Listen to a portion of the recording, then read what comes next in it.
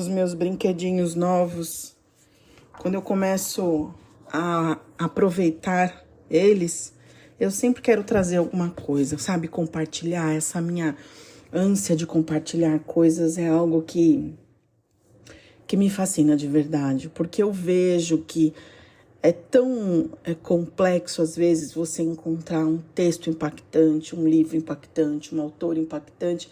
Impactante, eu digo, para aquilo que você está vivendo, aquele momento que você está vivendo. E o meu brinquedinho novo, /livro, que eu chamo de brinquedinho novo, mas é um livro. Ele se chama Vidas Vazias e é do Divaldo Pereira Franco, junto com a Joana de Ângeles. E eu vou abrir aspas para ler para vocês um trecho maravilhoso. E aí depois a gente pensa um pouco juntos sobre isso. Abre aspas para o título Novamente Vidas Vazias.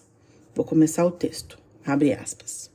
Quando Sigmund Freud iniciou as suas pesquisas com pacientes histéricos, especialmente tornou-se o começo de uma das mais belas e oportunas interpretações da psique humana, dando lugar a uma verdadeira revolução cultural, desmistificando o sexo, suas funções e libertando-o da hipocrisia vitoriana que vigia triunfante.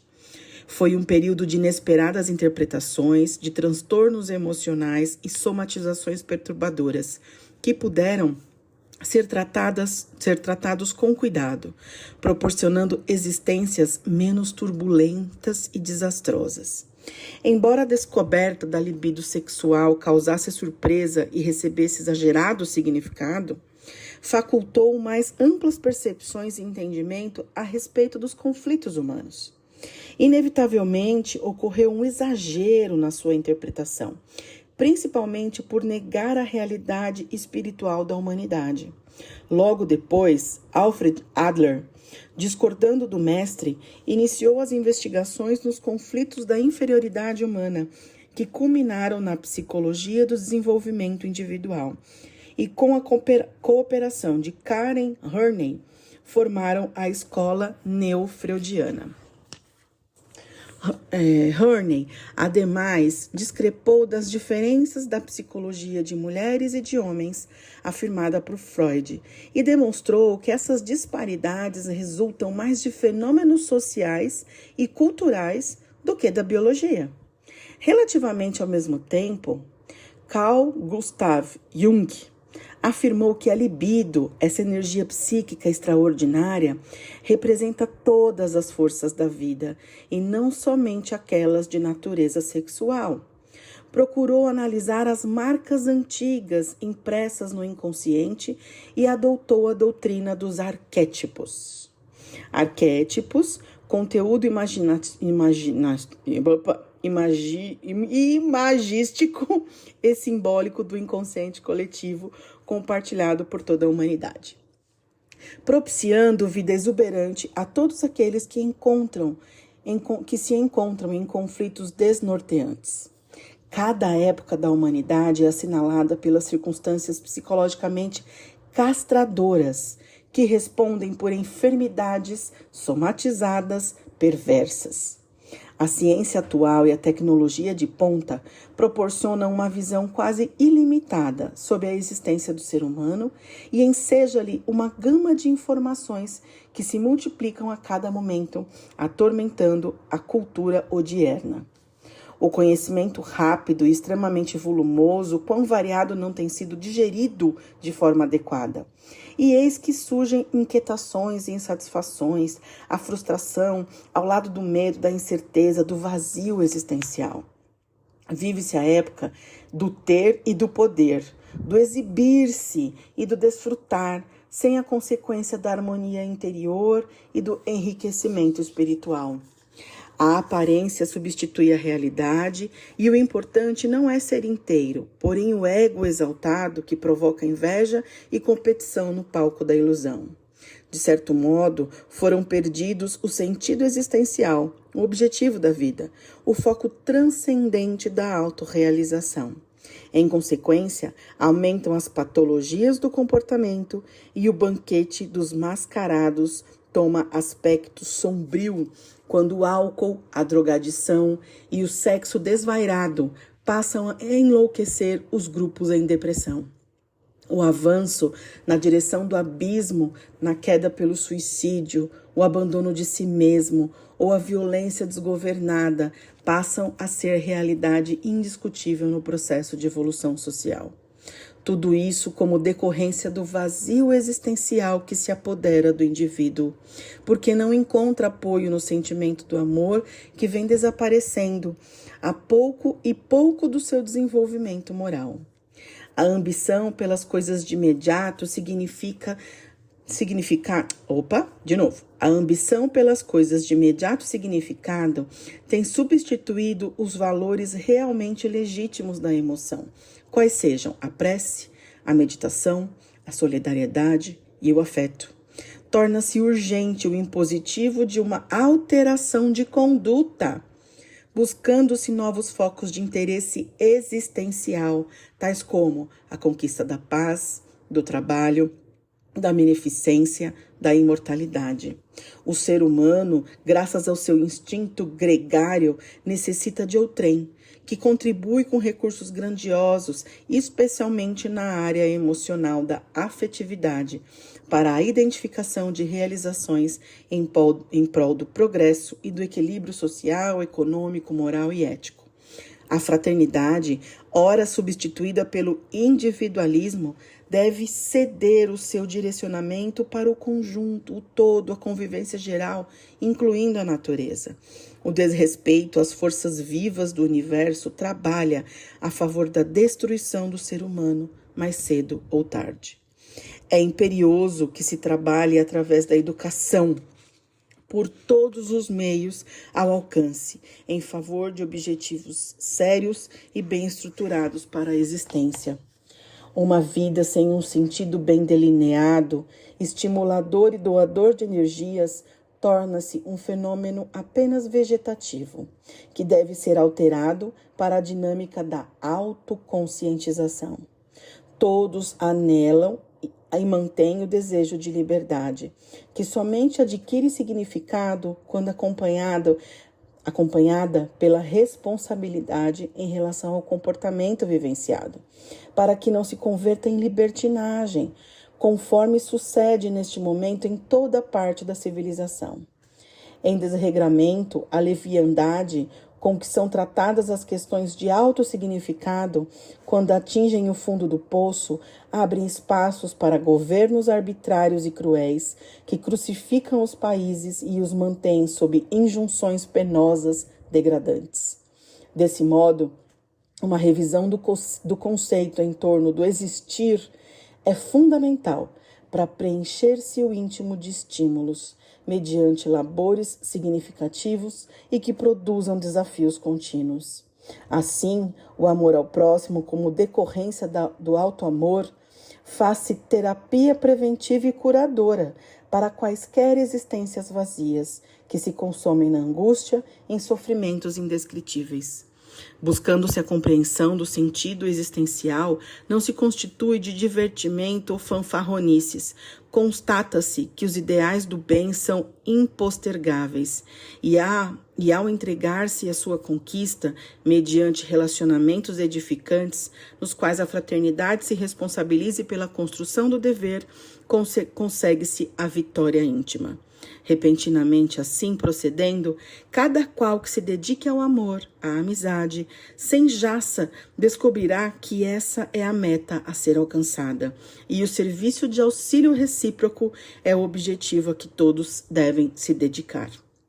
A sociedade moderna tem necessidade de compreender que se renasce no corpo carnal para que seja alcançada a plenitude, e não exclusivamente para as necessidades inferiores, as biológicas, conforme os estudos de Maslow, em muita boa elaborada reflexão.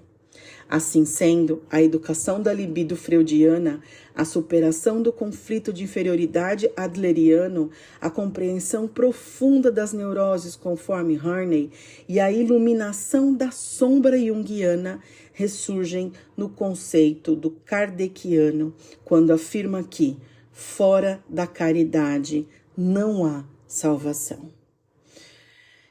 Olha, esse capítulo, eu li um capítulo inteiro, tá? Fecho aspas, lá em cima, fora da caridade, não há salvação. Esse capítulo do livro Vidas Vazias, de Divaldo Franco e Joana de Ângeles, ele é todo assim. A Joana e ele, o Divaldo, eles vão trazendo o resgate histórico da construção da psicologia, dos estudos, né? Da mente humana, do comportamento humano, do desenvolvimento humano e tudo mais. E vão fazendo essa relação com as obras de Allan Kardec, que foi a codificação do Espiritismo. E isso, para mim, é o que me chama muito a atenção, né? Porque quando a gente fala que o Espiritismo, ele é uma triangulação, e a base dele é ciência, a outra, imagina um triângulo. A base do triângulo é ciência, um lado é religião, o outro é filosofia.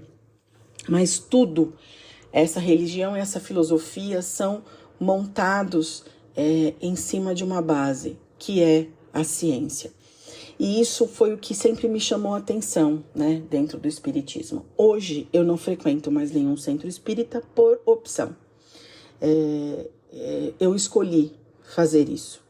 Porém, o tempo inteiro eu estou antenada nas coisas que alguns autores muito sérios e muito renomados trazem. E eu estou falando nada mais, nada menos de que Divaldo Pereira Franco, né? E de Joana de Ângeles. Então, isso quanto à seriedade do trabalho, isso para mim é inquestionável, né? E nada disso tem a ver com eu achar que essa religião, o Espiritismo, é a melhor, ou é a certa, ou é a única. De verdade, gente, eu não tenho isso na minha cabeça, não. Ixi, mas não tenho mesmo. Aliás, eu acho que as pessoas que ficam defendendo as suas religiões como a única opção certa na sociedade são muito chatas. Muito chatas. Essa coisa de querer ficar colonizando os outros com as suas próprias ideias e ideais, dizendo que só você que está certo, isso é muito chato. Então, quando eu falo para você de espiritismo, eu falo do lugar de quem estudou o espiritismo, com bastante afinco. As outras religiões eu conheço bem pouquinho. Eu nunca frequentei nenhuma outra religião que não fosse o espiritismo. Então, eu me sinto muito à vontade de falar dele. E aqui eu não falo de religião. Em nenhum desses trechos, nenhum pedaço desse capítulo que eu li, ele fala de religião. Ele fala de desenvolvimento humano. Ele fala dos nossos teóricos da humanidade que trouxeram contribuições para a compreensão do ato de existir, do ato de viver. Então, quando eu trago isso, não tem nada a ver com religião. Tem a ver com espiritualidade. E, infelizmente, nem sempre a religião está ligada à espiritualidade.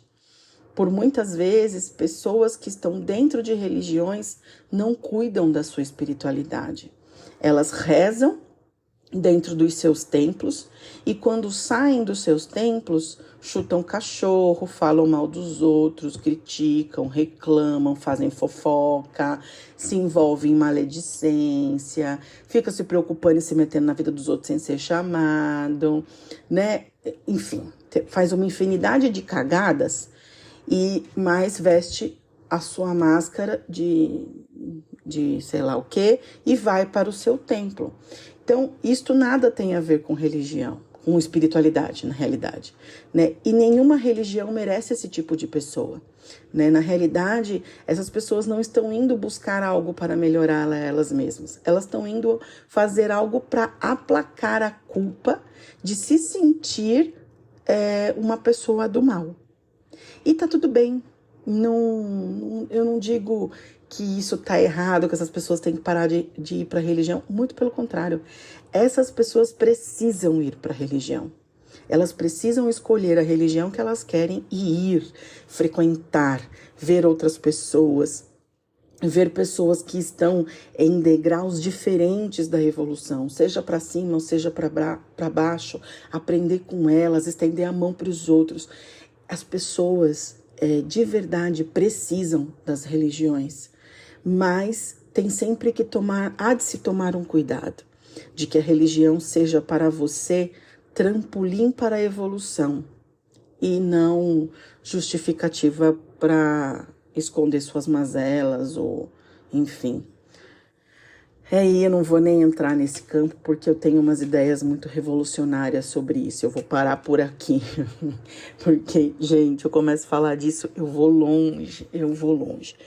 Então, quando eu digo assim, eu escolhi não frequentar mais nenhum templo religioso, mas eu continuo me dedicando a estudar sobre espiritualidade, e eu entendo espiritualidade como aperfeiçoar-se, como conhecer-se, como exercitar o bem. Fora da caridade não há salvação, né? Isso é claro para mim. E o que é caridade? É eu oferecer para o outro o meu transbordo. E eu só transbordo aquilo que eu tô cheia. Então eu preciso me encher de coisas boas. Eu preciso tirar de mim.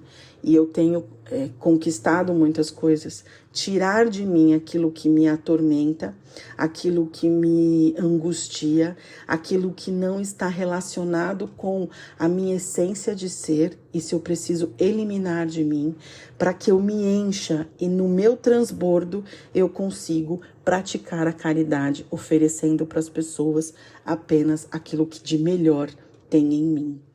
Então, quando o Divaldo e a Joana trazem nesse capítulo as coisas que eu fui lendo, e é bacana, às vezes você até me ouvir de novo, para você... O Divaldo e a Joana, eles têm um vocabulário bastante refinado. Então, tem hora que a gente tem que parar e dar uma pesquisadinha no Senhor Google para poder entender.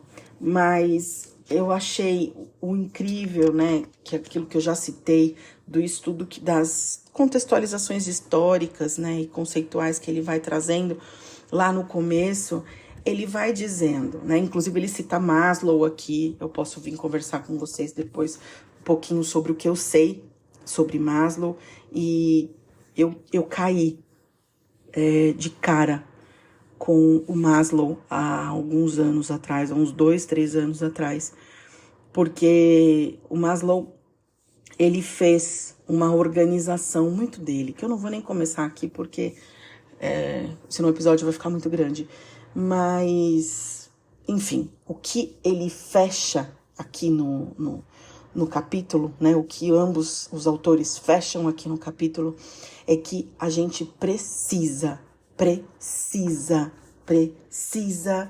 dedicar-se a cuidar de si mesmo, à reforma íntima, ao autoburilamento, a conhecer-se, que aí quando ele fala, né, assim sendo, abre aspas, assim sendo a educação da libido freudiana, a superação do conflito de inferioridade adleriano, a compreensão profunda das neuroses e a iluminação da sombra ressurgem no conceito kardeciano, fora da caridade não há salvação.